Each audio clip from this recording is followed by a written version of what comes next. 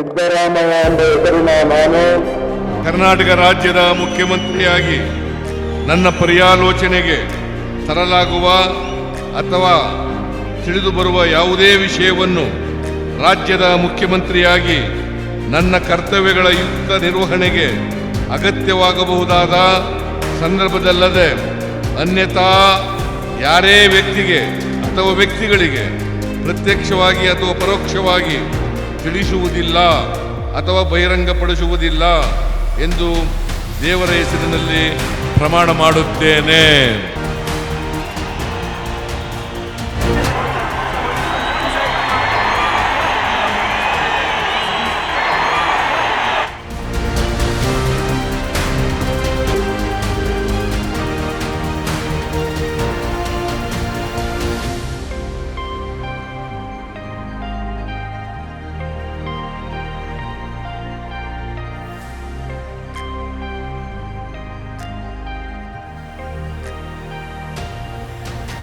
ಒಳ್ಳೆಯದಾಗಲಿ. I wish you all the best. Good luck.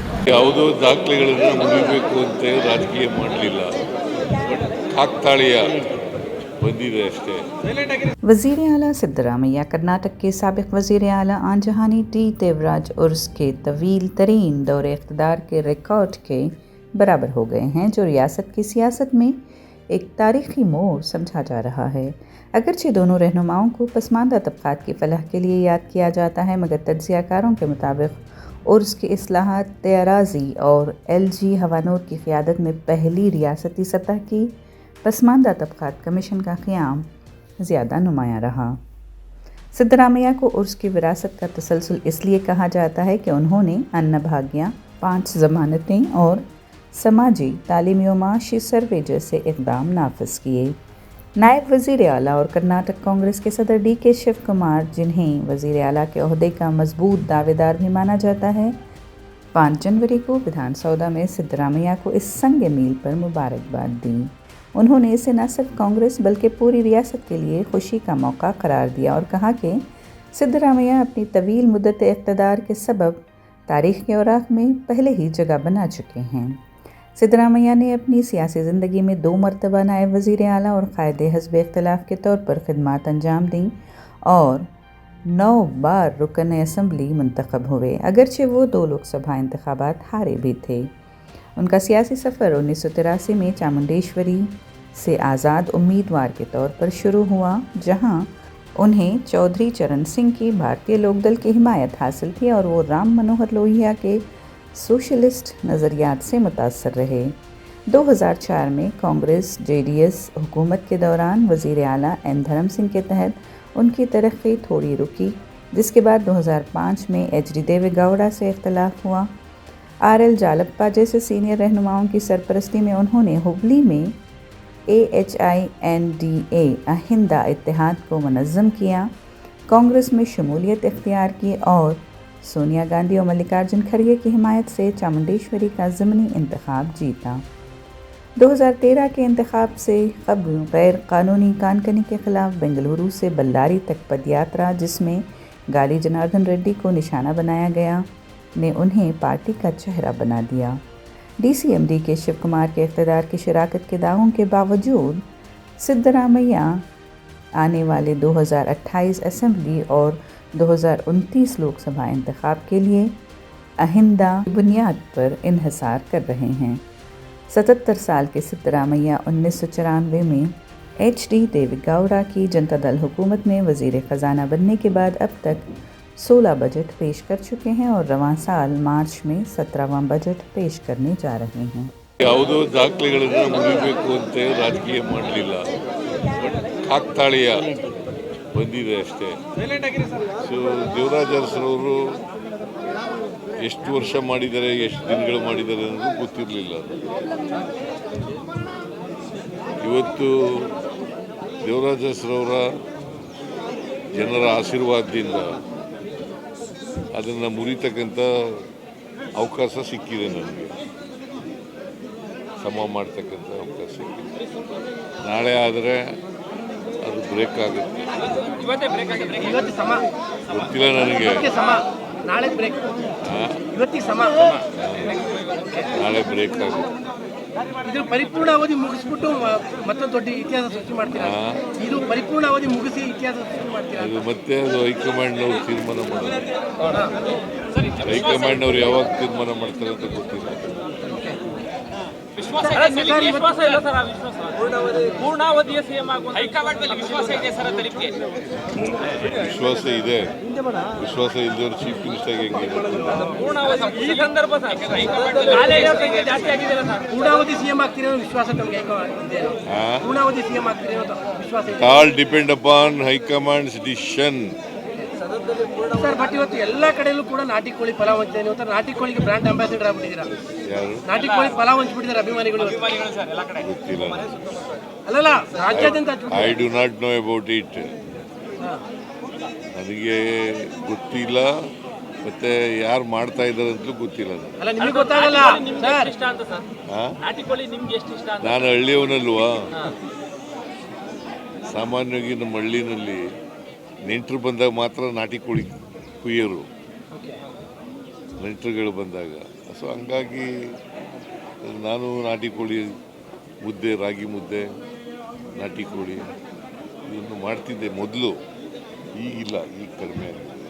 But ಈಗ ನೀವು ಒಂಥರ ನಾಟಿ ಕೋಳಿಗೆ ಬ್ರಾಂಡ್ ಅಂಬಾಸಿಡರ್ ಆಗ್ಬಿಟ್ಟಿದ್ದೀರಿ ಊಟಕ್ಕೆ. ಹಳ್ಳಿಯಿಂದ ಬಂದವರು ಭಾಳ ಜನ ಹಿಂಗೆ ಈ ಥರ ನನ್ನ ರೀತಿಯಲ್ಲೇ ಮಾಡ್ತಾರೆ. ನಾನು ಚೀಫ್ ಮಿನಿಸ್ಟರ್ ಆಗಿರೋದ್ರಿಂದ ಸ್ವಲ್ಪ ಜಾಸ್ತಿ ಇದಕ್ಕೆ ಪ್ರಚಾರ.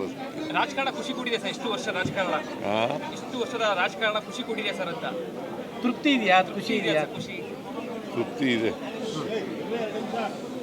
ಯಾಕೆಂದರೆ ಜನರಿಗೆ ಕೆಲಸ ಮಾಡೋದೇ ಖುಷಿ. ರಾಜಕಾರಣ ಅಂದ್ರೇನು? ಬಡವರು, ದಲಿತರು, ಹಿಂದುಳಿದವರು ಅವ್ರಿಗೆ ನ್ಯಾಯ ಕೊಡಿಸ್ಕೊಡ್ತಕ್ಕಂಥದ್ದು, ಅವ್ರ ಕೆಲಸ ಮಾಡಿಕೊಡ್ತಕ್ಕಂಥದ್ದು. ಬಟ್ ಯಾವತ್ತಾದ್ರೂ ಅನ್ಕೊಂಡಿದ್ದೀರಾ ಸರ್ ಈ ಥರದೊಂದು ರೆಕಾರ್ಡ್ ಮಾಡಬಲ್ಲೆ ನಾನು ಒಬ್ಬ ಸಿದ್ದರಾಮಯ್ಯನಿಂದ ಬಂದ್ಬಿಟ್ಟು? ನಂಗೆ ಗೊತ್ತೇ ಇಲ್ಲ. ನಾನು ಭಾಳ ಹೆಚ್ಚಂದರೆ ಒಂದು ಸಾರಿ MLA ಆಗಬೇಕು ಅಂತ ಅಂದ್ಕೊಂಡಿದ್ದೆ. MLA ಆದೆ, ಆಮೇಲೆ ಅವಕಾಶಗಳು ಸಿಕ್ತು, ಮಂತ್ರಿ ಆದೆ, ಡೆಪ್ಟಿ ಚೀಫ್ ಮಿನಿಸ್ಟರ್ ಆದೆ, ಲೀಡರ್ ಆಫ್ ದಿ ಅಪೋಸಿಷನ್ ಆದೆ, ಮುಖ್ಯಮಂತ್ರಿನೂ ಆದೆ. ಹೀಗೆ ಅವಕಾಶಗಳು ಬಂದಿದ್ದಾವೆ, ಮಾಡಿದ್ದೀನಿ. ಮೈಸೂರಿನವರೇ ಸರ್, ನೀವು ಮೈಸೂರಿನವರೇ, ಹಾಗಾಗಿ ಮೈಸೂರಿನಿಂದಲೇ ಈ ರೀತಿಯಾದ ದೀರ್ಘಾವಧಿಯ ಸಿಎಂ ಅಂತೇಳಿ ಒಂದು ದಾಖಲೆ ಉಳ್ಕೊಂಡಿರೋದು ಸರ್. ಮೈಸೂರಿಗೆ ಅವರು ಮೈಸೂರಿನವರು, ನಾನು ಮೈಸೂರಿನವರು. ಆದರೆ ಕಾಲ ಬೇರೆ ಬೇರೆ, ಕಾಲಘಟ್ಟ ಇದೆಯಲ್ಲ. ಅವರಿದ್ದಂಥ ಕಾಲ 72ರಿಂದ 80ರವರೆಗೆ ಇದ್ದರು ಅವರು. ನಾನು 2 ಟರ್ಮ್ ಇದ್ದೀನಿ, 83ರಿಂದ ಅಲ್ಲ 2013ರಿಂದ 18ರವರೆಗೆ, ಮತ್ತು 2023ರಿಂದ ಇಲ್ಲಿವರೆಗೆ ಇದ್ದೀನಿ. ಮುಂದೆ ಹೈಕಮಾಂಡ್ನವ್ರು ಏನು ತೀರ್ಮಾನ ಮಾಡ್ತಾರೆ ನೋಡ್ಕೊಂಡು. ಪ್ರಬಲ ಜಾತಿಗಳ ನಡುವಿನ ಇಷ್ಟೊಂದು ಪೈಪೋಟಿ ನಡುವೆ ಕುರುಬ ಸಮುದಾಯದಿಂದ ಬಂದ್ಬಿಟ್ಟು ಈ ಲೆವೆಲ್ಗೆ ಬರೋದು it is not A easy task. ಜನರ ಆಶೀರ್ವಾದ ಅಂತ ಹೇಳಿದ್ನಲ್ಲ ಸರ್. ಈಗ ರಾಜಕಾರಣದ ಪ್ರಮುಖ ಘಟ್ಟದಲ್ಲಿದ್ದೀರಿ, ಜನಕ್ಕೆ ನಾನು ಇನ್ನೂ ಮಾಡಬೇಕು ಇಂಥದ್ದೊಂದು ಪ್ರಮುಖವಾದ ವಿಚಾರಗಳನ್ನ ಇಟ್ಕೊಂಡಿದ್ದೀನಿ. ನೋಡಪ್ಪ, ಸಮಾಜದಲ್ಲಿ ಇನ್ನೂ ಅಸಮಾನತೆ ಇದೆ. ಅಸಮಾನತೆ ಹೋಗೋವರೆಗೂ ನಾವು ಸಾಮಾಜಿಕ ಎಲ್ರಿಗೂ ನ್ಯಾಯ ಸಿಕ್ಕವರೆಗೂ ಹೋರಾಟ ಮಾಡ್ತಲೇ ಇರ್ತೀವಿ, ಮತ್ತು ಆ ಜನಗಳ ಕೆಲಸ ಮಾಡ್ತಲೇ ಇರ್ತೀವಿ. ಸಾಕಷ್ಟು ಪ್ರೋಗ್ರಾಮ್ ಕೊಟ್ಟಿದ್ರಲ್ಲ ಸರ್, ಈಗ ನಾನು ಇನ್ನೂ ಜನಕ್ಕೆ ಈ ತರದ್ದು ಇನ್ನೂ ವಿಶೇಷ ಮೈಸೂರಿಗೆ ಅಥವಾ ರಾಜ್ಯಕ್ಕೆ ಹೊಸ ಈ ಬಾರಿ ಬಜೆಟ್ ಮನಸ್ಸಲ್ಲಿರೋ ಪ್ರೋಗ್ರಾಮ್ ಬಜೆಟ್ನಲ್ಲಿ ಬಂದ ಮೇಲೆ ನೋಡಿ. ರಾಜ್ಯಕ್ಕೆ ಬಳ್ಳಾರಿಯ ವಿಚಾರದಲ್ಲಿ ಈಗ ಏನಾದ್ರು ಪ್ರತ್ಯೇಕ ತನಿಖೆಯ ವಿಚಾರದಲ್ಲಿ ತೀರ್ಮಾನ ಆಗ್ತಾ ಇದೆ. ನಾನು ಇವ್ರ ಜೊತೆ ಹೋಮ್ ಮಿನಿಸ್ಟರ್ ಜೊತೆ ಮಾತಾಡ್ತೇನೆ. ಗೊತ್ತಿಲ್ಲ ನನಗೆ. ಈಗ ಇನ್ವೆಸ್ಟಿಗೇಷನ್ ನಡೀತಾ ಇದೆ. ಸೊ ಇನ್ವೆಸ್ಟಿಗೇಷನ್ ನಡೆದು ಈಗ ಕೆಲವ್ರನ್ನೆಲ್ಲ ಅರೆಸ್ಟ್ ಮಾಡಿದ್ದಾರೆ. Investigation is going on. Investigation ಮಾಡಲಿ. ಅಲ್ಲ, ಕುಮಾರಸ್ವಾಮಿ ಅವರು ನಿನ್ನೆ ಯಾಕೆ 2 ಬಾರಿ ಪೋಸ್ಟ್ ಮಾರ್ಟಮ್ ಮಾಡಿದ್ರು, ಏನು ಇದರಿಂದ ಉದ್ದೇಶ, ಇವೆಲ್ಲ ದುರುದ್ದೇಶ ಇದೆ ಅನ್ನುವಂಥ ಆರೋಪಗಳನ್ನ ಮಾಡಿದ್ದಾರೆ. CBI ತನಿಖೆ ಯಾವಾಗಲೂ JDSನವರು, BJPಯವರು ಕಾನೂನು ರೀತಿ ಮಾತಾಡಲ್ಲ, ಅವ್ರು ರಾಜಕೀಯವಾಗಿ ಮಾತಾಡೋದು. ಅವ್ರು ರಾಜಕೀಯವಾಗಿ ಹೇಳಿದ್ದಾರೆ, ನೋಡೋಣ. ಸರ್, ನಿನ್ನೆ ವೇಣುಗೋಪಾಲ್ ಅವರನ್ನು ಭೇಟಿ ಮಾಡಿದ್ರಿ.